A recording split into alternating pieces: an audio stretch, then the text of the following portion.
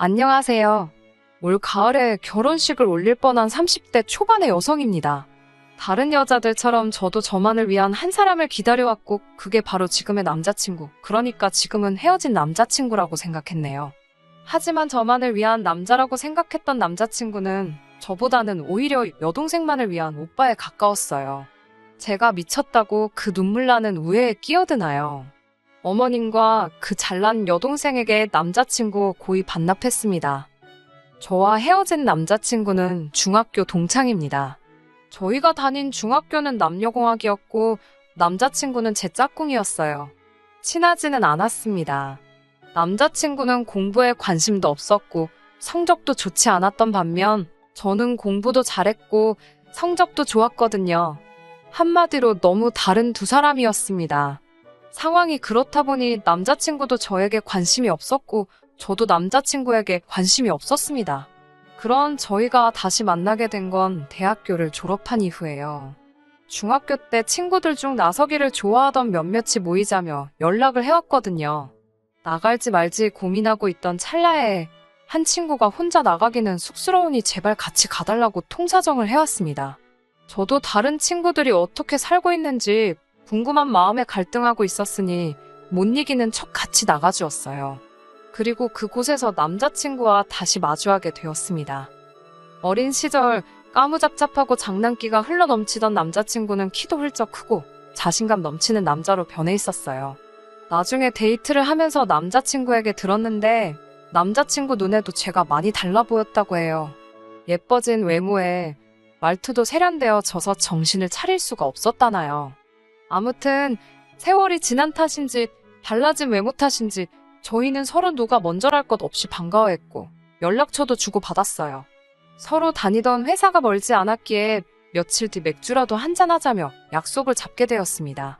그렇게 다시 만난 남자친구와 저는 그동안 서로 어떻게 무엇을 하며 지냈는지 이야기를 나누게 되었어요. 둘 다 다음날 출근을 해야 했기에 한두 시간만 가볍게 이야기를 나누자고 했었는데 문득 시간을 보니 어느새 4시간이 훌쩍 지나 있었어요. 남자친구는 어땠는지 모르겠지만 그때 저는 어쩌면 우리가 더 진지한 사이가 될지도 모르겠다는 생각이 들었습니다. 길다면 긴 4시간 동안 저는 조금도 지루함을 느끼지 못했거든요. 그리고 역시나 제 예감대로 저희는 얼마 지나지 않아 연인 사이가 되었습니다. 비록 같은 중학교를 나오긴 했어도 남자친구에 대해서 제가 모르는 것들이 정말 많더라고요. 기억 속 장난꾸러기로 남아있던 남자친구는 겪어보니 오히려 다정하고 섬세한 사람이었습니다. 특히 가족을 생각하는 마음이 극진했어요. 사귄 지 얼마 되지 않았을 때 일입니다. 아무래도 연애 초반이다 보니 짬짬이 문자로 시시콜콜한 이야기를 주고받고 있었거든요. 그런데 출근한 지 얼마 되지 않은 남자친구가 반차를 쓰고 집에 간다고 하더라고요. 무슨 일이냐고 하니까 자기 여동생이 열감기가 심해서 지금 약 사들고 집에 가봐야 할 것 같다고 했습니다. 당시 남자친구는 5살 어린 여동생과 혼자이신 어머님까지 셋이서 한 집에 같이 살고 있었어요. 말은 안 했지만 전 속으로 어머님도 계신데 굳이 일하던 남자친구가 약을 사들고 집에 가는 게 맞나 싶었습니다. 심각하게 아프면 병원에 가야지 오빠가 간다고 해서 낫는 게 아니잖아요. 하지만 연애 초반에 괜히 그런 소리를 하면 제가 어떻게 보일지 몰라서 아무 말도 하지는 않았어요. 결국 이튿날 남자친구와 문자를 하다가 전날 있었던 일에 대해서 물었습니다. 동생이 얼마나 아팠길래 반차까지 쓰고 갔어야 했냐고요. 그러자 남자친구가 멈칫하더니 좀 유난스러워 보였냐고 묻더라고요. 그러면서 예전 여자친구와도 이런 문제 때문에 자주 싸웠었다며 혹시라도 제 마음에 걸리면 지금 말해달라고 했습니다. 일을 크게 만들려던 건 아닌데 이야기가 엉뚱한 곳으로 튀는 것 같아서 아차 싶었지만 기왕 이야기가 나온 거 확실히 해두는 게 낫겠다 싶더군요. 아프다니 당연히 걱정도 되었지만 동시에 어머님도 집에 계신데 굳이 당신이 간다니 좀 유별나다 싶기는 했다고 말했습니다. 그러자 남자친구는 짧게 한숨을 내쉬더니 이해해달라는 건 아니지만 자기 가족 이야기를 해주고 싶다더군요. 그렇게 의도치 않게 남자친구의 가족 이야기를 듣게 되었습니다. 남자친구와 제가 중학교를 졸업하고 얼마 지나지 않았을 무렵 저도 남자친구의 아버님이 돌아가셨다는 소문은 들었습니다. 왜 돌아가셨는지는 몰랐는데 남자친구의 말로는 스스로 세상을 등지셨다더군요. 갑작스러운 아버님의 죽음으로 집안은 말 그대로 쑥대밭이 되었고 아무도 알지 못했던 빚이 여기저기서 터져나왔답니다. 여러 사람들이 고인이 생전에 빌려간 돈이 있었다며 돈 내놓으라고 쫓아왔고요. 평생 집안일만 하시던 어머님도 그렇고 남자친구도 고작 17살이었으니 두 사람이 무엇을 얼마나 할 수 있었겠어요. 그때부터 어머님은 닥치는 대로 돈 되는 일을 하시면서 생활을 꾸려나가셨고 대신 남자친구에게는 제발 공부를 하라고 빌다시피 부탁을 하시더랍니다. 그런 어머님을 보고 정신이 든 남자친구는 이를 악물고 죽어라 공부만 했대요. 다행히 공부머리가 아예 없던 건 아니었는지 손에 꼽히는 대학에 들어갔고 지금은 알다시피 좋은 회사에 다니게 되었다고요. 남자친구의 이야기를 듣고 있으니 저는 남자친구에 비하면 순탄하게 인생을 살아왔다는 생각이 들었습니다. 저에게는 사업을 하시는 아버지와 유치원을 운영하시는 어머니가 계세요. 저희 부모님은 두 분이 결혼을 하실 때부터 아들이건 딸이건 관계없이 하나만 낳아 최선을 다해 기르기로 하셨답니다. 덕분에 저는 외동딸로서 어린 시절부터 유복한 환경에서 많은 것들을 누리고 경험하며 자랄 수 있었습니다. 구구절절 전부 다 설명할 수는 없지만 명문고를 나와 미국으로 건너갔고 그곳에서 대학교를 졸업한 뒤 한국으로 돌아와 가구회사에 들어갔어요.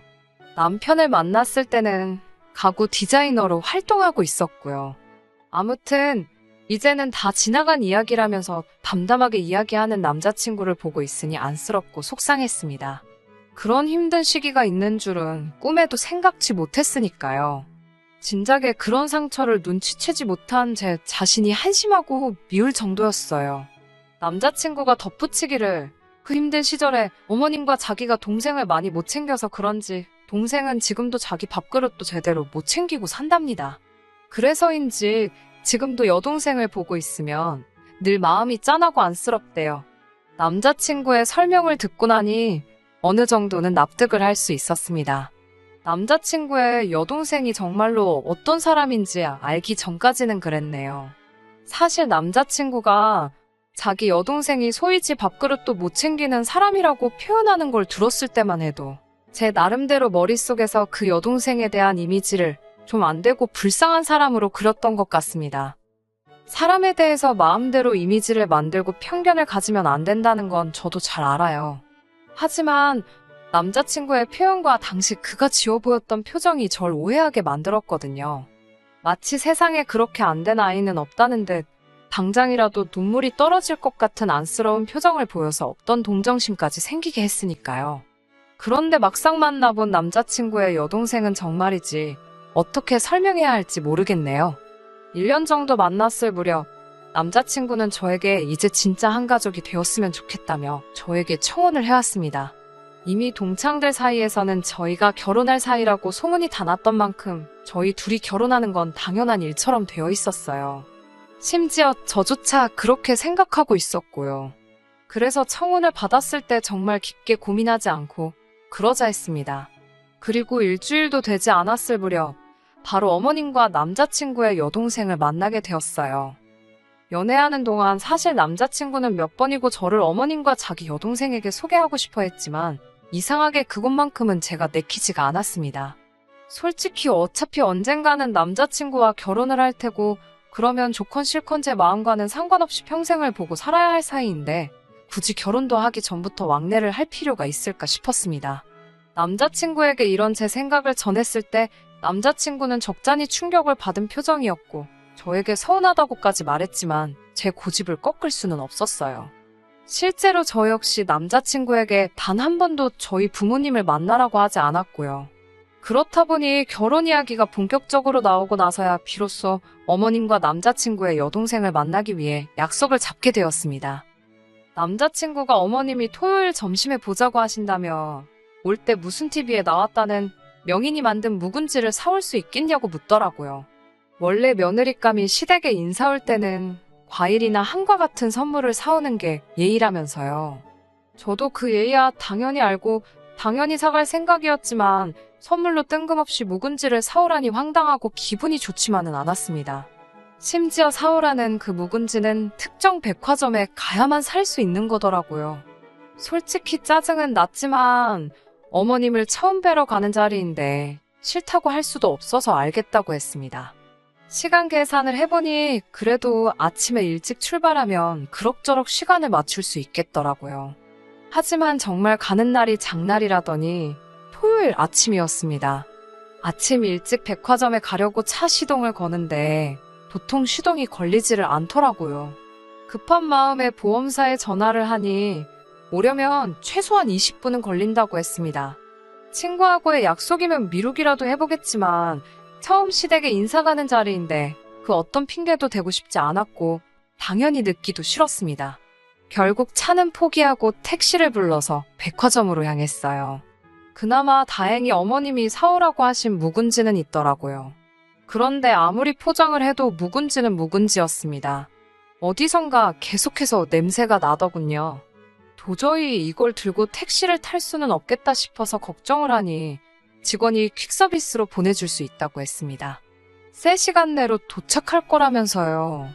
비록 저보다 묵은지가 늦게 도착하겠지만 그래도 그게 최선의 방법이다 싶었어요. 정말이지 이 일로 그렇게 욕을 먹을 줄은 몰랐어요. 시댁에 도착하니 어머님께서 문을 열어주셨습니다. 오느라 고생했다 하시면서 시선은 제 손으로 향하시더라고요. 그리고는 제 비어있는 양손을 발견하시곤 살짝 언짢으신 목소리로 왜 빈손이냐고 물으셨어요. 첫 질문이 묵은지라서 꽤나 당황스러웠습니다. 저는 묵은지는 택배로 오고 있다고 했습니다. 차가 고장이 나서 도저히 직접 가지고 올 수 없었다고요. 그러자 어머님께서는 알겠다 하시면서도 직접 들고 오는 수고도 다 정성이라면서 다음부터는 좀 더 정성 있는 모습을 볼 수 있으면 좋겠다고 하셨습니다. 이게 말로만 듣던 시집살이인가 싶어서 황당하긴 했지만 일단은 알겠다고 죄송하다고 말씀드렸지요. 어머님께서는 묵은지랑 같이 점심을 먹으려고 했는데 점심을 좀 늦게 먹어야겠다며 마치 저 들으라는 듯이 한숨을 쉬셨습니다. 그때 방에서 누군가 나왔습니다. 남편의 여동생이었어요. 그런데 배가 나왔더라고요. 여동생이 임신했다는 소리는 못 들었기에 좀 놀랐습니다.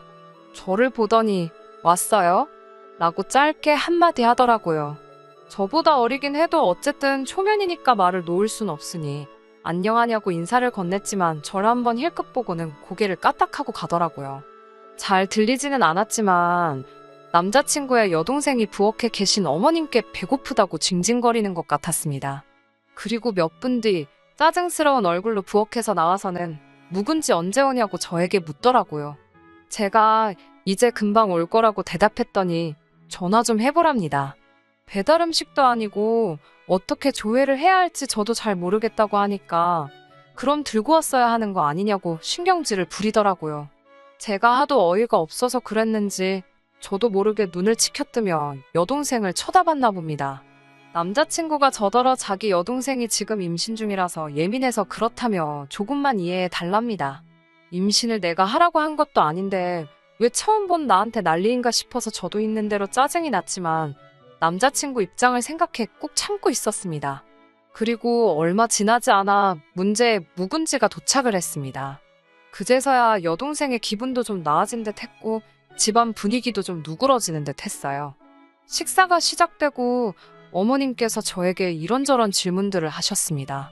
특히 제가 남자친구나 남자친구의 여동생과 달리 상대적으로 여유로운 학창시절을 보냈다는 사실에 큰 관심을 보이셨습니다. 당신 자식들은 부모를 잘못 만나서 정말 힘들게 컸다며 앞으로 살면서 제가 가진 운과 복을 함께 나눠주면 좋겠다고 하셨는데 그때는 그게 무슨 뜻으로 하시는 말씀인지 이해하지 못했습니다.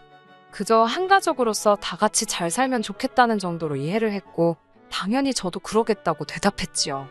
그렇게 제 생각에는 나쁘지 않았던 첫인사를 드리고 집으로 돌아왔습니다. 그날 밤 남자친구에게 고생했다며 전화가 걸려왔어요. 묵은지 이름 미안하다 하면서 자기도 자기 여동생이 임신한 걸 안 지 얼마 되지 않았답니다. 그런데 여동생이 저한테 쪽팔린다고 절대로 말하지 말라고 하도 신신당부를 해서 말을 해줄 수가 없었대요. 그 말을 들은 제가 아무리 그래도 우리는 이제 결혼할 사이인데 귀띔이라도 해주지 그랬냐고 소심하게 투덜거렸습니다. 솔직히 연인 사이에 그것도 결혼을 앞둔 사이에 그 정도는 말할 수 있는 거 아닌가 싶었거든요.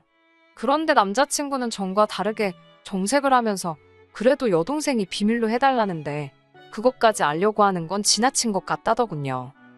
달라진 남자친구의 태도에 저도 모르게 멈칫했습니다. 전에는 느끼지 못했던 이질감이 느껴졌지만 괜히 일이 커지는 게 싫어서 대충 알겠다고 이야기를 하고 다시 임신 이야기로 화제를 돌렸네요. 아빠는 누구냐고 물으니 정확하지 않답니다. 동시에 두 남자를 만나다가 두 남자한테 다 들켜서 다 연락이 끊긴 모양이랍니다.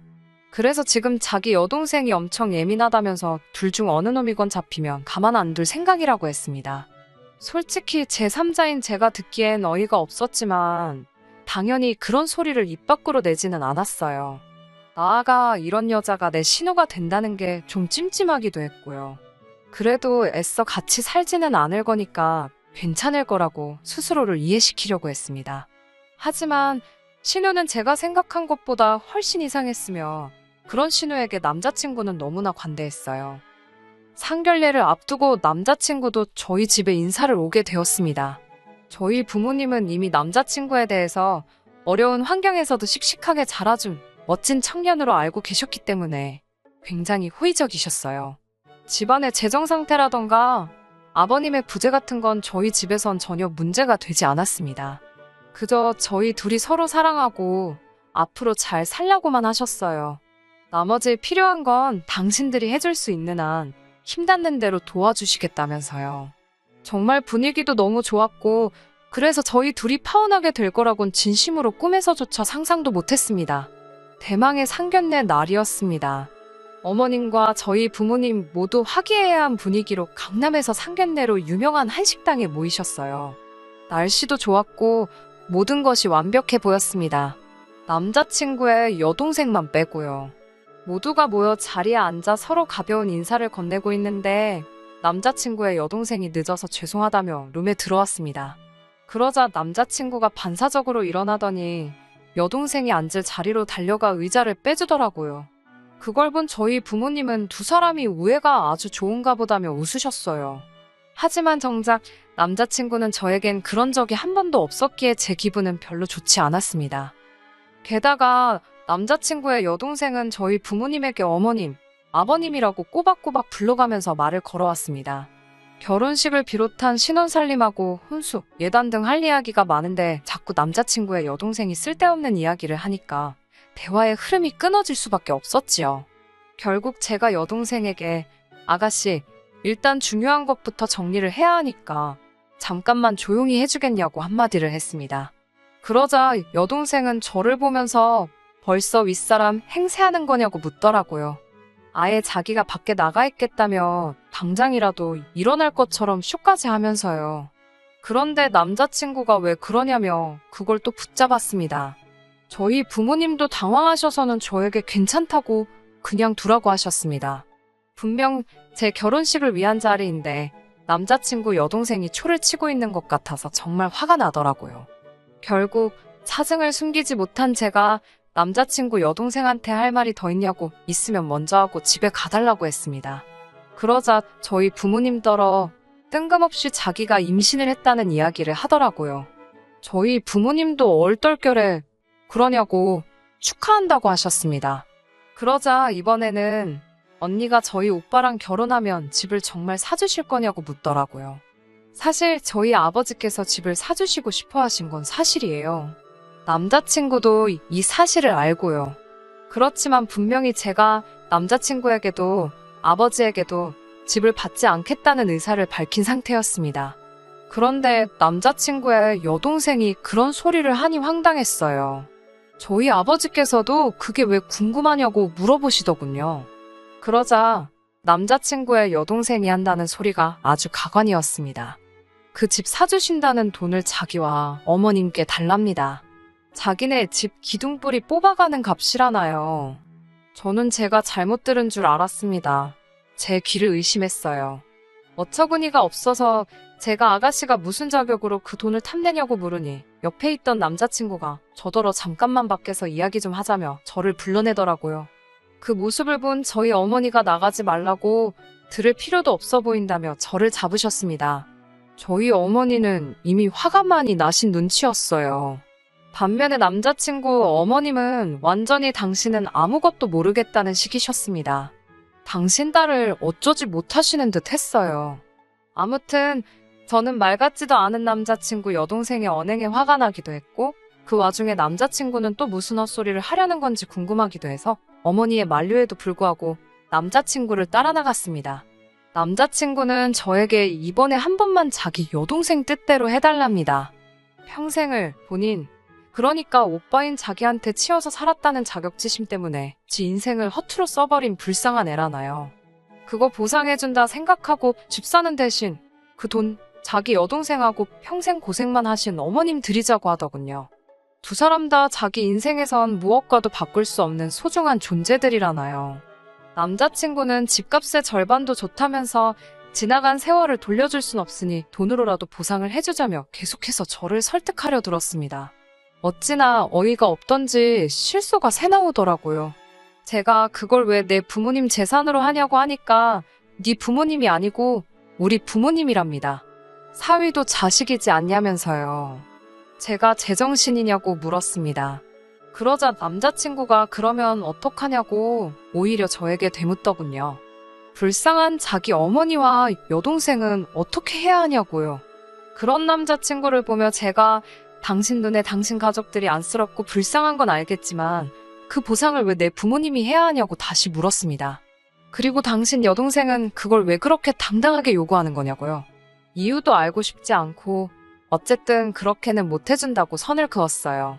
그러자 남자친구는 원망이 가득한 목소리로 절 다시 봤다면서 저더러 그렇게 독한 사람이었냐고 그럽니다.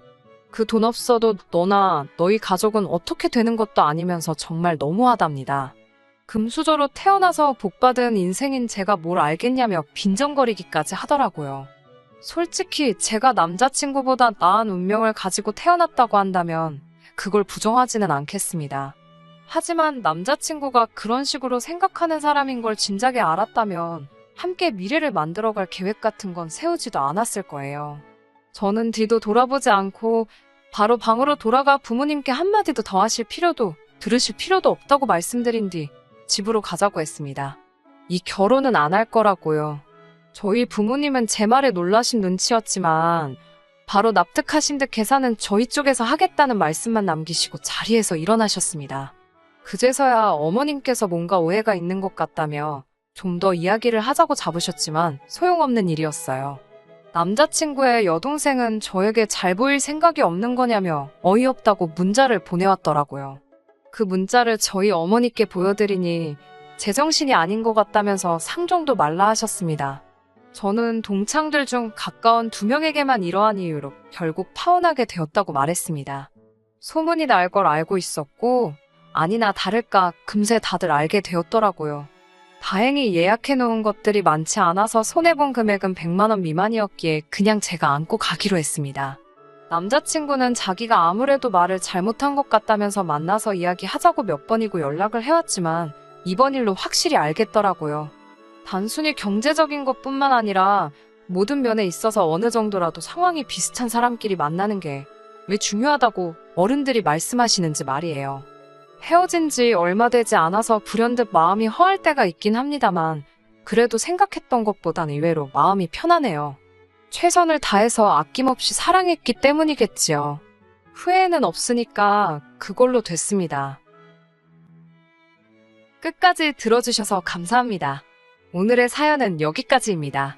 구독과 좋아요, 알람 설정 부탁드리고 더 좋은 사연으로 다시 찾아뵙겠습니다.